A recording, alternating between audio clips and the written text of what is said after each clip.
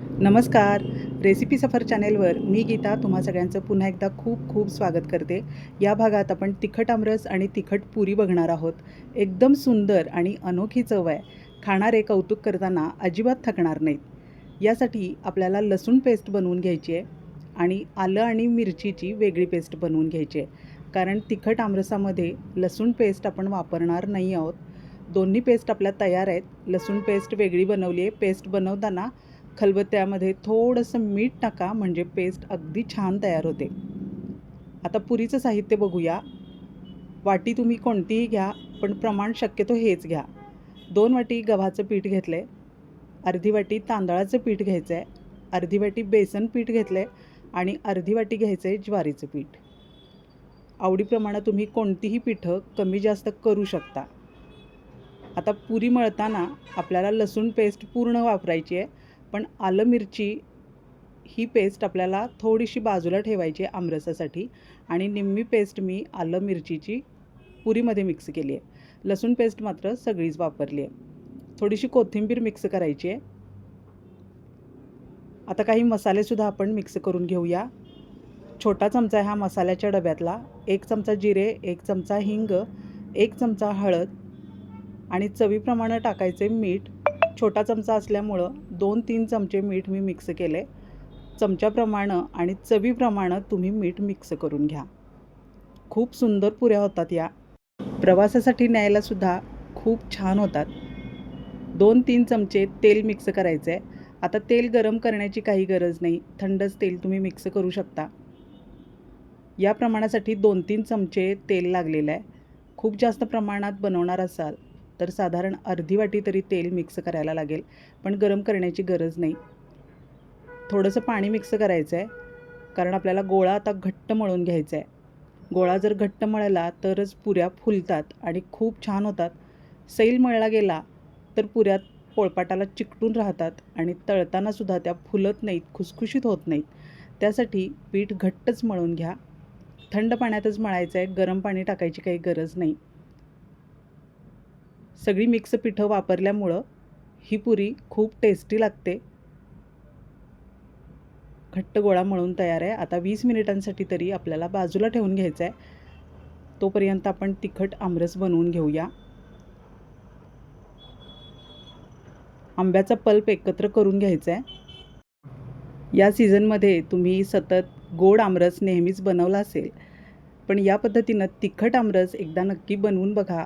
खूप मस्त होतं. आंबा जसा गोड किंवा आंबट आहे त्याप्रमाणे आपल्याला यामध्ये बाकीचं साहित्य मिक्स करायचं आहे.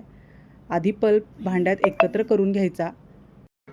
तिखट आमरस बनवण्यासाठी कुठल्याही प्रकारचा आंबा अर्थातच चालणार आहे. हा देवगड आहे, खूप गोड आहे. त्यासाठी आपल्याला चवीप्रमाणेच गूळ किंवा साखर यामध्ये मिक्स करायची आहे. अर्धीच वाटी मी गूळ मिक्स केला आहे. तुम्हाला साखर आवडत असेल तर साखर मिक्स करा. थोडंसं फिरवून घेतलं आहे मिक्सरमधून आणि आता पाणी मिक्स करायचं आहे. गोड आमरस बनवताना आपण दूध मिक्स करत असतो, पण हा तिखट आहे त्यामुळं पाणी मिक्स करायचं आहे थोडं. एक उकळी काढून घ्यायची आहे, त्यासाठी थोडंसं पाणी मिक्स करून घ्या. चमचाभर तेलावर जिरे, मोहरी अगदी छान तडतडून घ्यायची आहे. मोहरी जर कच्ची राहिली तर आमरसाची चव अजिबात चांगली लागत नाही. त्यासाठी जिरे, मोहरी चांगलं भाजू द्या आणि त्यानंतरच आलं आणि मिरचीचा ठेचा मिक्स करायचा आहे. लक्षात ठेवा यामध्ये मी लसूण घातलेला नाही, फक्त आलं आणि मिरची एवढंच मिक्स करायचं आहे. फोडणी छान झाली आहे. गॅस बारीक करायचा आहे आणि आता यामध्ये पल्प मिक्स करायचं आहे. खूप सुंदर चवीचा आमरस अशा पद्धतीनं तयार होतो. चवीप्रमाणे गूळ मिक्स केल्यामुळं त्याची चव अजूनच वाढते. नक्की बनवून बघा या सीझनमध्ये अशा पद्धतीनं आमरस.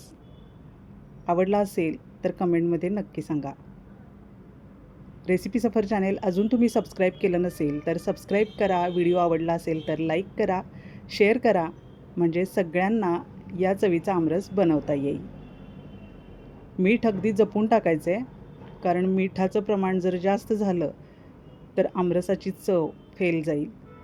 त्यासाठी मीठ अगदी जपून मिक्स करा. कोथिंबीर मिक्स करायची आणि एक उकळी काढून घ्यायची आहे.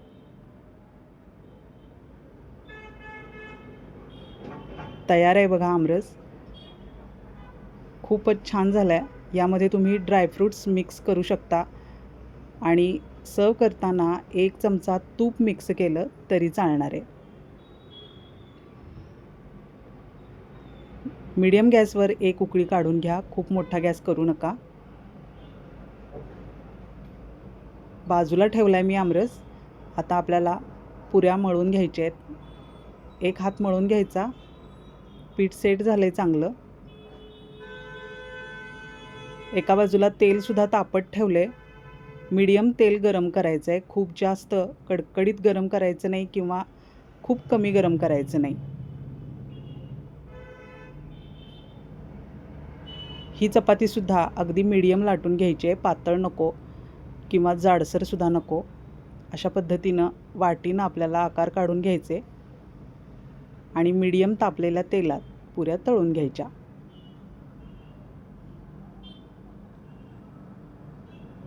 तेल व्यवस्थित तापलं गेलं की पुऱ्या छान तळल्या जातात. बघा, उलटवून घ्यायच्या. एक बाजू सेट झाली की मगच उलटवायचे. तेल जर कमी तापलं असेल तर पुऱ्यांमध्ये तेल साठून राहतं. यासाठी तेल अगदी व्यवस्थित गरम करा. खूप जास्त कडकडीत गरम झाला असेल तर टाकल्याबरोबर पुऱ्या लाल होतात, करपतात. त्यामुळे गॅस मिडियमच ठेवा. अशा पद्धतीनं सगळ्या प्रकारच्या पुऱ्या मी तळून घेणार आहे. तिखट आमरस आणि तिखट पुरी हा बेत तुम्हाला कसा वाटला कमेंटमध्ये नक्की सांगा. याआधी आपल्या चॅनेलवर प्लेन पुऱ्यांचा व्हिडिओसुद्धा अपलोड आहे, तो सुद्धा बघून घ्या. खूप प्रकारच्या व्हेज बिर्याणीज आणि राईसचे प्रकारसुद्धा आपल्या चॅनेलवर अपलोड आहेत. चकलीचे एक से एक बढकर प्रकार आपल्या चॅनेलवर अपलोड आहेत, ते सुद्धा बघून घ्या.